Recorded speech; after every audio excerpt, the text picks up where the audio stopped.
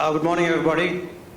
I think what do women want? Between Pankaj, Manish, Gaurav and me, we are competing, but I think the prize goes to Pankaj because it's right next to their skin. Congratulations, Pankaj. Now, coming back to my presentation, this is my third or fourth year presenting here, so I'm going to take a leap of faith here and assume that some of you know our business. In short, what we do is make customized clothing for women. We are the #1 in America for Western clothes made for women, mainstream American clothes made for women. Now, what I want to do in today's presentation is slightly different. I will be talking less about Eshakti, though I'll talk about it at the end, but more about what has led to Eshakti and what is the broader set of trends that we are riding on. And I think all the presentations, all the venture capital funding, underlies one important truth, that technology is a great disruptor now. And the question, my topic, I couldn't make up my mind what my topic should be, so I'm putting down all of them here, which is technology, megatrends, exponential technology, change at warp speed, and how has Eshakti built a business in line with these. The alternative titles will be Ignore Technology at Your Own Peril, Technology as Competitive Strategy, and Being Tech-Led, a Necessity, Not a Choice. And I'll speak more about it in a minute. Some of the mega trends that are happening globally, and my focus is largely on the US, but you might find it's also quite common with what you see here. Personalization is a big buzzword, and I think that's going to be a mega trend supported by technology. Benefit orientation rather than psychographic or lifestyle orientation in products where you give tangible benefits rather than intangible benefits.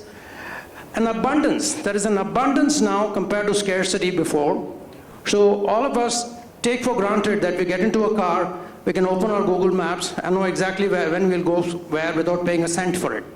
And emails and all the meetings that we do or video and so on.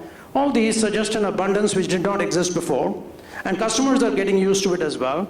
And we are expected to do better than what they already get.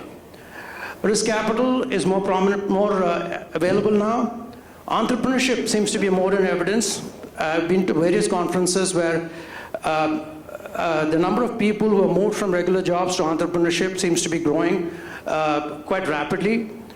There's community formation on a mega scale that's happening thanks to social media on various topics, centered around various topics.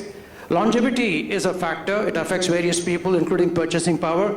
Rise of women consumers everywhere is growing on account of empowerment, which comes later.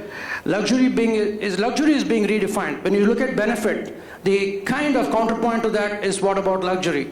If there's real benefit, then luxury becomes less important than real benefits. The way it's being defined is changing. How we spend our time has changed dramatically.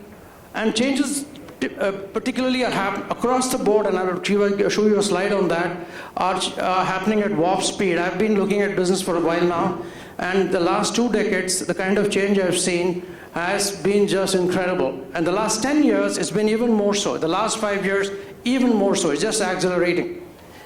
And there's also a super rapid information transfer that's going on. People are much better informed about what's going on. And we are looking at a borderless D2C opportunity, and that's what we have been able to see, and I'm sure that the other people in India who are selling products and services are seeing that. Then there are exponential technologies that are impacting us. There are technologies and there are exponential technologies. And among them are data handling, which is low cost, high speed, which for instance allows analytics and AI to be. There is robotics, 3D printing, AI, ML, nanotech, sensor technologies, AR and VR, image recognition, energy, biomedical, and IoT. These are, these are known. I'm just putting them together in one place. Now, this is, let me just say that for my own amusement, I put down all the different disruptive things that are going on, and things we wouldn't have expected even 5-10 years ago, whether it is transportation with Uber or communications with the ways WhatsApp is being used, FaceTime is being used, the way Geo has come up, entertainment with Apple Music and Netflix and Amazon, shopping and transact, and the next columns are what used to be the case not long ago. and shopping and transactions, largely mobiles, lifestyle, personalized holiday, destination, wedding, work, Zoom, Meet Me, GoTo, all of which are free, right? So your then availability of work is, WeWork and risk capital, law enforcement. Somebody spoke about Iran. I think Mr. Pillai said Iran will be attacked by Israel. I'm sure they'll do it with drones, with image recognition rather than with nuclear devices. So I think, and this is affecting branding as well, how brand building has happened from, today it's one-to-one branding using brand building, using analytics and AI. It used to be many-to-many using social media, and not long ago it was many-to-one using internet for feedback, and before that it was one-to-many, which was mass media, and so on. There's a bunch of stuff there, and if anybody is interested, I'll talk to you later about this because no time to go into it. I think we all know this as well, so it's pretty obvious. Now, Eshakti and all this, Eshakti and technology, mega trends, exponential technology and change. We are riding on top of all these. And so technology made to measure, manufacture, and unit production is something we have built using software tools, computerized tracking, ERP tracking of the customer journey, building proprietary, almost magical user interfaces for customization. I think I'll show you that at the end. Being customer-led and launching 25 new products every day, creating a crowdsourced design platform. These are the regular technology that we use. Now, the mega trends that we are riding on are personalization, benefit orientation, abundance, risk capital, entrepreneurship, community formation on mega scale, empowerment, luxury being redefined, super rapid information transfer, and borderless D2C. So we are riding on most of the mega trends that are there. And with respect to exponential technology, right now we are using data handling, low cost, high speed, to an extent on analytics as well, but we're getting into AI and ML and AR and VR soon. And we see applications in the next 3 years for image recognition, sensor technologies, robotics, and 3D printing. So where is Eshakti today? Revenue growth of 25 times in the last 8 years. Right now it's a 45% CAGR. We're rated #1 in customized clothing for women. We built a zero-risk fashion business with no inventory. We are present in 3 countries. We deliver custom clothing to the door of the customer in the US in 9 to 13 days. Where is the fashion industry in America? In contrast, declining revenues for 10 years, no deep innovation to turn it around, and Amazon using tech is eating their lunch. Where will Eshakti be in 3 years? Through tech and nearshoring, deliver customized clothing in 3 to 5 days, federate and license offline boutiques, revive them, many of them are dying. Partner with name brand designers, partner with big stores, be the marketplace for customized brands and clothes for men and women. Our core D2C business will grow tenfold. Our partnership, sky is the limit. We are in conversation, some of them already. We'll be present in 100 countries soon.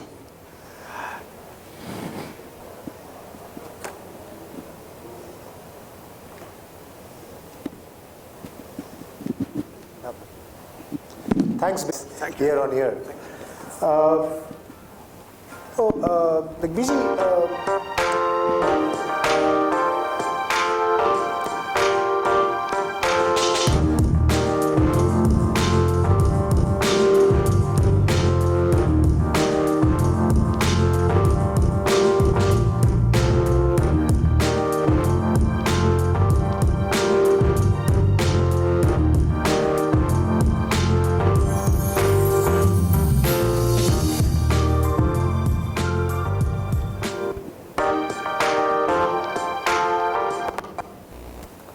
Biji, personalizing fashion,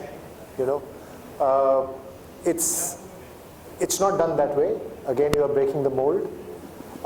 When we see the men's category, there are a few examples, and one could argue that if it is a large requirement, why are there not any more players? Yeah, I think there is a historical reason for it. All the manufacturers moved to Asia in the last 40 years. So people in America have forgotten how to make clothes, and Europe too. 2 generations have come and gone, and the people making clothes in India are largely cottage industries that have grown into big export houses. They don't think of consumer behavior or technology or mega trends. They just get the tech back and act like labor contractors. On the other side, in the US, they don't think unit production. It's taken them 40 years to do mass production, and they can't think of mass customization. So we are actually arbitraging this kind of mindset gap. And how difficult is that to make the gap? I think it is, it takes somebody crazy to do it. Like, if I was from the fashion industry myself or from clothing, I wouldn't have done it. So, and I expect therefore competition also to come from outside the industry. Because you have to kind of think about this, giving up on whatever you think you know about what's going on. Because you saw there are a lot of changes happening, and you need to be in consonance with that. Yeah. So we started, like somebody else said, from the market side, looked at the huge need for that. There's a $116 billion women's apparel industry in the US, and my guess is there's another $116 billion sitting on the table which nobody is using. So per capita consumption of plus size women is $500, and for regular sizes it's $4,000. Go figure. It doesn't make sense because they're not being well served, and that's why it's happening. And we saw that, and we said there's shapes, sizes, heights, style preferences, all of them, and it's a very high involvement product for women. They express themselves through their clothes a lot more than men do, and if they don't get things that are fitting them or to their height, to their size, shape, it kind of lets them down. And that's why the opportunity is very big. Very scalable market, huge competitive barriers because hard to do, and large personal involvement. You don't get all these three checks coming at the same time, and that's what we are seeing. Let's talk a little bit about traditional competition. You have the large stores who are probably who also make their own private labels. Do you see them as competition or collaborators, and why would they really collaborate with you? Yeah, I think they are potential collaborators. One of the mega trends of retail industry is that these big players are going to collaborate with small technology players. It's already happening. Right. You're seeing a lot of that going on. Bonobos was bought by Walmart. VR8, Beta is a kind of a Apple meets fashion kind of offline store where Macy's has invested in it. So I think what the big companies are doing is they know that they can't easily change themselves, so they are collaborating with smaller, nimble-footed technology players, and they realize that they're not getting new customers. And one way to do it is to go to people who are getting new customers. So while we have grown 25 times, these guys have actually gone negative. Right. So they would like to know what's happening, and they think it's a good way to do it. So I think there is hunger there. In fact, we need them, but they need us more. Can they do it themselves? They can do it themselves if they have a mindset change. And big companies to have a mindset change is not easy. That's true. A lot of entrenched values there down the line. I agree. Let's change track a bit. I mean, you're talking about a very traditional industry, but doing it very differently.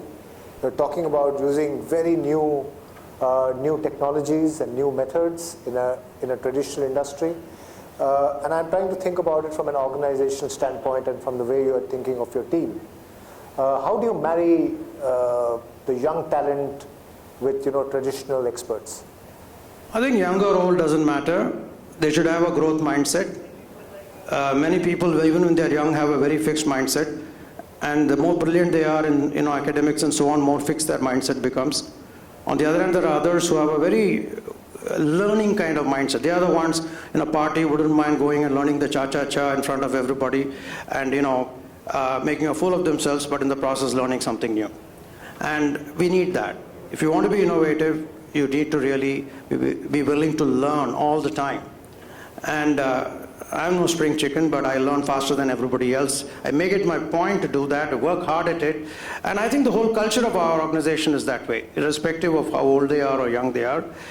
And yeah, generally speaking, you can say younger folks may have less baggage, but I think the mindset is where it is at.